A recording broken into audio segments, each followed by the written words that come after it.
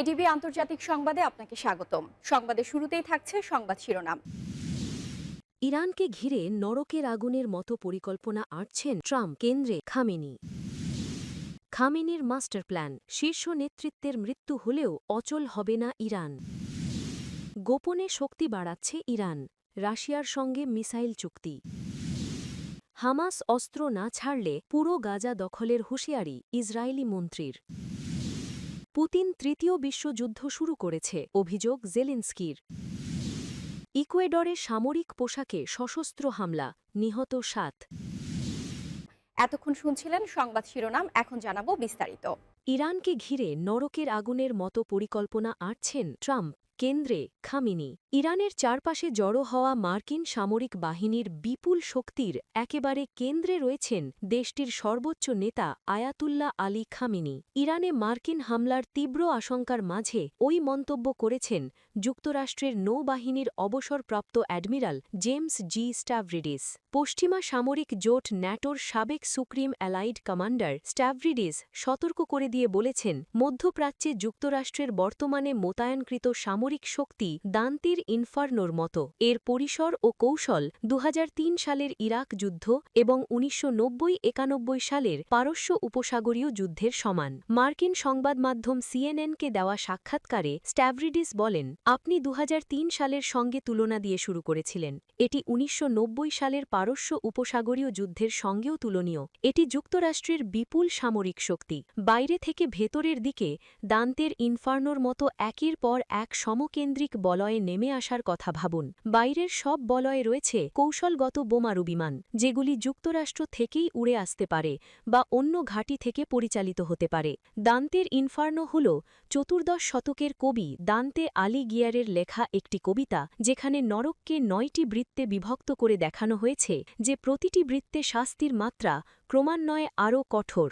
মার্কিন নৌবাহিনীর কর্মকর্তা জেমস জি স্ট্যাভরিডিসের মতে, ওই পরিসীমার ভেতরে রয়েছে দুটি বিমানবাহী রণতরী, একটি উত্তর হিন্দু মহাসাগরে, অন্যটি সিরিয়ার পাশে ইসরায়েলের কাছে। প্রতিটিতে প্রায় ৮০টি করে যুদ্ধবিমান রয়েছে, যার মধ্যে F-35 এবং FA-18 হর্নেট অন্তর্ভুক্ত। আরও ভেতরে যুক্তরাষ্ট্রের হাতে রয়েছে টমাহক ক্ষেপণাস্ত্র, ড্রোন, সাইবার সক্ষমতা এবং আঞ্চলিক ঘাঁটিতে মোতায়েনকৃত বিমান বাহিনীর যুদ্ধবিমান। স্ট্যাভরিডিস বলেন, যুক্তরাষ্ট্রের সাজানো এই নরকের আগুনের একেবারে কেন্দ্রে আছেন আয়াতুল্লাহ আলী খামেনি। আমি প্রেসিডেন্ট ট্রাম্পের সঙ্গে একমত। তার জন্য আলোচনা করাই হবে বুদ্ধিমানের কাজ।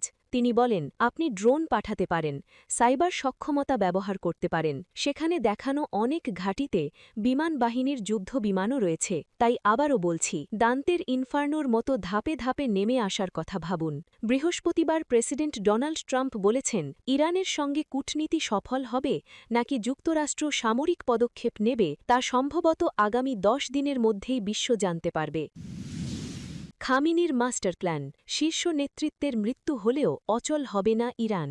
যুক্তরাষ্ট্রের সঙ্গে উত্তেজনা বেড়েই চলেছে মধ্যপ্রাচ্যের দেশ ইরানের। যে কোনো মুহূর্তে ইরানে সামরিক হামলা চালাতে পারে মার্কিন বাহিনী।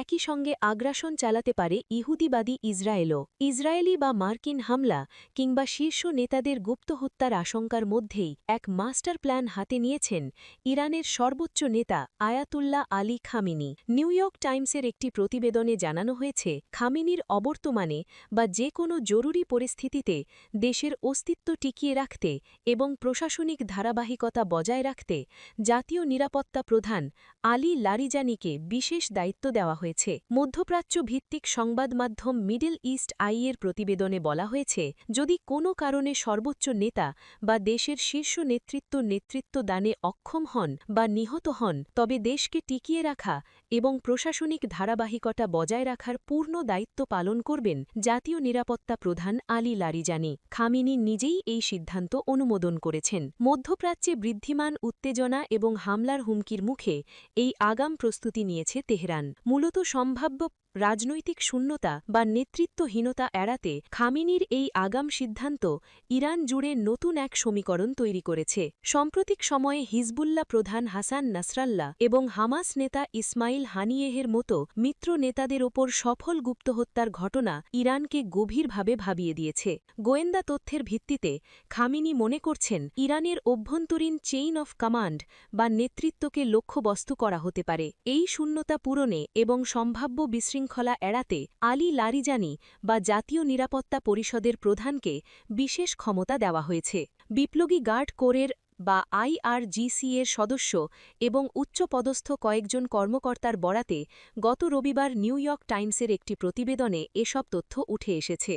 খামেনির নির্দেশ অনুযায়ী তার নিয়োগ করা সামরিক এবং সরকারি পদের জন্য 4 স্তরের উত্তরাধিকার পরিকল্পনা করা হয়েছে। অর্থাৎ কোনো কর্মকর্তা নিহত হলে তার পর ধাপে ধাপে কোন 4 জন নিয়োগ হবেন তা ঠিক করা হয়েছে। এছাড়াও উচ্চপদস্থ কর্মকর্তাদেরও নিজেদের অন্তত 4 জন উত্তরাধিকারীর নাম ঠিক করে রাখার জন্য নির্দেশনা দেওয়া হয়েছে। নিউ ইয়র্ক টাইমসের প্রতিবেদনে বলা হয়েছে, লারিজানি দেশটির সর্বোচ্চ নেতা হওয়ার দৌড়ে নেই বললেই চলে, কারণ এই পদের জন্য জর্নি শিয়া আলেম হওয়া বাধ্যতামূলক। কিন্তু ইরানের শীর্ষ নেতৃত্ব যদি পুরোপুরি নিশ্চিহ্ন হয়ে যায়, সেক্ষেত্রে দেশ পরিচালনার জন্য যারা যোগ্য প্রার্থী তিনি তাদের মধ্যে অন্যতম। গোপনে শক্তি বাড়াচ্ছে ইরান রাশিয়ার সঙ্গে মিসাইল চুক্তি।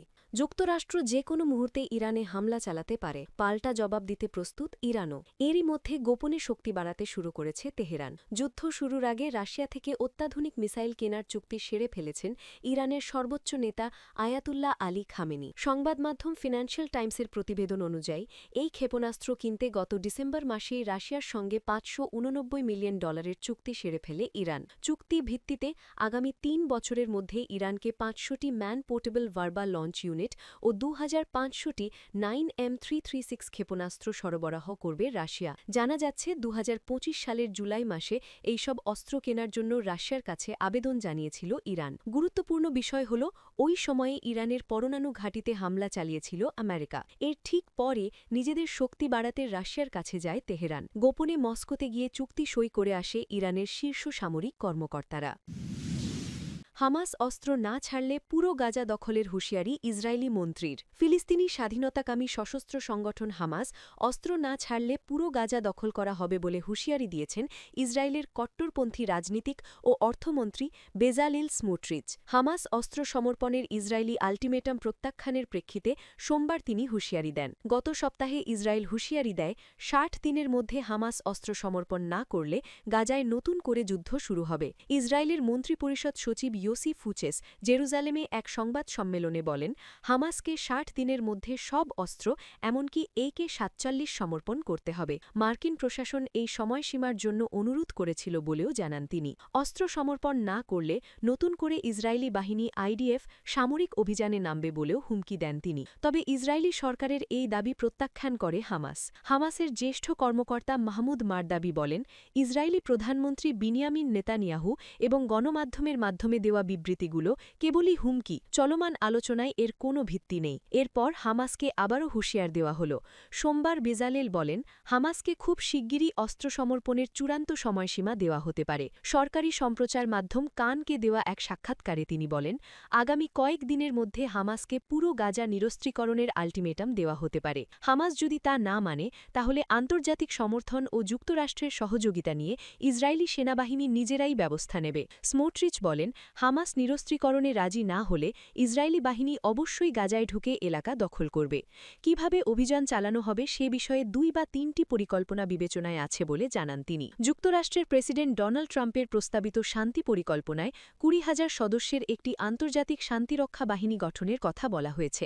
এই বাহিনীতে কয়েকটি দেশ সেনা দেওয়ার প্রতিশ্রুতি দিয়েছে। এ বিষয়ে স্মোট্রিচ বলেন, বিদেশি সেনা মোতায়েন থাকলেও ইসরায়েলি বাহিনী অভিযান চালাতে চাইলে তারা দ্রুত সরে যাবে। এই বিষয়টি যুক্তরাষ্ট্রের সঙ্গে সমন্বয় করেই করা হচ্ছে বলে দাবি করেন তিনি। তবে তিনি বলেন, আপাতত আন্তর্জাতিক বাহিনী দ্রুত গাজায় ঢুকবে বলে মনে হচ্ছে না। হামাস অস্ত্র না ছাড়লে পুরো গাজা দখলের হুঁশিয়ারি ইসরায়েলি মন্ত্রীর। ইউক্রেনের প্রেসিডেন্ট ভলোদিমির জেলেন্সকি বলেছেন, রুশ প্রেসিডেন্ট ভ্লাদিমির পুতিন ইতোমধ্যেই তৃতীয় বিশ্বযুদ্ধ শুরু করেছেন। তাকে থামাতে তীব্র সামরিক ও অর্থনৈতিক চাপ প্রয়োগ ছাড়া বিকল্প নেই। সোমবার ২৩ ফেব্রুয়ারি কিয়েভের সরকারি দপ্তরে বিবিসিকে দেওয়া এক সাক্ষাৎকারে তিনি একথা বলেন। জেলেন্সকি বলেন, যুদ্ধ শেষ হবে ইউক্রেনের বিজয়ের মাধ্যমে। রাশিয়ার দাবি অনুযায়ী কৌশলগত অঞ্চল ছেড়ে দিয়ে যুদ্ধবিরতি করার প্রস্তাব তিনি প্রত্যাখ্যান করেন। তিনি বলেন, আমি বিশ্বাস করি পুতিন ইতোমধ্যেই এটি শুরু করেছেন। প্রশ্ন হল তিনি কতটা ভূখণ্ড দখল করতে পারবেন এবং তাকে কিভাবে থামানো যাবে। রাশিয়া বিশ্বে ভিন্ন জীবনধারা চাপিয়ে দিতে চায়। রাশিয়া ইউক্রেনের পূর্বাঞ্চলীয় দোনেৎস্কের প্রায় ২০% এলাকা এবং দক্ষিণের খেরসন ও জাপোরিঝিয়া অঞ্চলের আরও কিছু অংশ দাবি করছে। এই বিষয়ে জেলেন্সকি বলেন, এটি শুধু জমি নয় বরং লাখো মানুষের ভবিষ্যৎ ত্যাগ করার শামিল। আমি এটাকে শুধু জমি হিসেবে দেখি না, এটি আমাদের অবস্থান দুর্বল করা, সেখানে বসবাসরত শত সহস্র মানুষকে পরিত্যাগ করা। এই পিছুহাটা আমাদের সমাজকে বিভক্ত করবে। তিনি বলেন, পুতিন সাময়িকভাবে যুদ্ধবিরতিতে রাজি হতে পারেন, কিন্তু কয়েক বছরের মধ্যে আবারও হামলা চালাতে পারেন। তিনি এখন বিরতি চান, কিন্তু পুনরায় শক্তি সঞ্চয় করে আবার শুরু করতে পারেন। সম্প্রতি যুক্তরাষ্ট্রের প্রেসিডেন্ট ডোনাল্ড ট্রাম্প বলেছেন, ইউক্রেনকে দ্রুত আলোচনার টেবিলে আসতে হবে। পশ্চিমা কূটনীতিকদের মতে ট্রাম্প মনে করেন ভূখণ্ডগত ছাড়ই যুদ্ধবিরতির চাবিকাঠি। জেলেন্সকি এ প্রসঙ্গে বলেন, আমরা আমাদের স্বাধীনতার জন্য লড়ছি, আমরা হারব না। তিনি বলেন, ভবিষ্যতে যুক্তরাষ্ট্রের কাছ থেকে নিরাপত্তা গ্যারান্টি পেতে হলে তা কংগ্রেসের অনুমোদন সহ প্রাতিষ্ঠানিকভাবে নিশ্চিত করতে হবে, কেননা প্রেসিডেন্ট বদলায় কিন্তু প্রতিষ্ঠান থাকে। রাশিয়ার পূর্ণমাত্রার আগ্রাসনের পর জারি হওয়া সামরিক আইনের কারণে ২০২৪ সালের নির্বাচন স্থগিত হয়। ট্রাম্প প্রশাসনের পক্ষ থেকে ইউক্রেনে নির্বাচন আয়োজনের আহ্বান জানানো হয়েছে। জেলেন্সকি বলেন, যুদ্ধ শেষে শর্ত হিসেবে নির্বাচন হলে তিনি তাতে রাজি, তবে তা হতে হবে নিরাপদ এবং আন্তর্জাতিকভাবে স্বীকৃত উপায়ে। তিনি নিজে আবার প্রার্থী হবেন কিনা সে বিষয়ে বলেন, আমি লড়তেও পারি, নাও পারি। জেলেন্সকি জানান, আজ সবচেয়ে বড় সমস্যা আকাশ প্রতিরক্ষা। দুর্ভাগ্যজনকভাবে আমাদের অংশীদারেরা এখনও আমাদের নিজস্বভাবে পেট্রিয়েট সিস্টেম বা ক্ষেপণাস্ত্র তৈরির লাইসেন্স দিচ্ছে না। ইকুয়েডরের সামরিক পোশাকে সশস্ত্র হামলায় নিহত ৭। ইকুয়েডরের মানাবি প্রদেশে সামরিক পোশাক পরা সশস্ত্র হামলাকারীদের গুলিতে ৭ জন নিহত হয়েছেন। নিহতদের মধ্যে ১৬ বছর বয়সী এক কিশোরও রয়েছে। সামরিক কায়দায় পোশাক পরা বন্দুকধারীরা ওয়েক্সিন ইকুয়েডরে সোমবার ৭ জনকে গুলি করে হত্যা করেছে। দেশটি যখন মাদক সহিংসতায় টলমাটাল তখনই এ ঘটনা ঘটল বলে জানিয়েছে পুলিশ। দক্ষিণ আমেরিকার এই দেশে সেনা সদস্য সেজে হামলার প্রায়ই ঘটছে। আন্তর্জাতিক কার্টেলের সাথে সংশ্লিষ্ট মাদক পাচার চক্রগুলো আধিপত্য বিস্তারকে কেন্দ্র করে রক্তক্ষয়ী লড়াইয়ে জড়িয়েছে। সোমবারের হত্যাকাণ্ডটি ঘটে মানাবি প্রদেশের একটি খামারে। জানুয়ারি থেকে মানাবি সহ আরও ৮টি প্রদেশে জরুরি অবস্থা জারি রয়েছে। প্রেসিডেন্ট ড্যানিয়েল নবোয়া মাদক বিরোধী অভিযানে সেনাবাহিনী মোতায়েন করেছেন, কিন্তু হত্যাকাণ্ড কমেনি, বরং বেড়েছে। গত বছর দেশটিতে সহিংস মৃত্যুর সংখ্যার রেকর্ড ৯,২১৬-তে পৌঁছায়। পুলিশ জানায়, সোমবার ভোরে হামলাটি চালানো হয়। এতে গুলিবিদ্ধ হয়ে ৭ জন নিহত হন। হত্যার আগে হত্যাকারীরা ভুক্তভোগীদের একটি আঙিনায় জড়ো করে জিজ্ঞাসাবাদ করে, পরে রাইফেল ও পিস্তল দিয়ে এলোপাথারি গুলি চালায়। নিহতদের মধ্যে ১৬ বছর বয়সী এক কিশোরও রয়েছে। কয়েক বছরের ব্যবধানে দক্ষিণ আমেরিকার অন্যতম নিরাপদ দেশ থেকে ইকুয়েডর এখন কোকেন পাচারের বড় কেন্দ্র হয়ে উঠেছে। মেক্সিকো ও কলম্বিয়ার কার্টেলের সাথে প্রশান্ত মহাসাগরের উপকূলে কৌশলগত অবস্থানের কারণে দেশটি আমেরিকা ও ইউরোপমুখী কলম্বিয়া ও পেরুর কোকেন পাচারের প্রবেশদ্বারে পরিণত হয়েছে।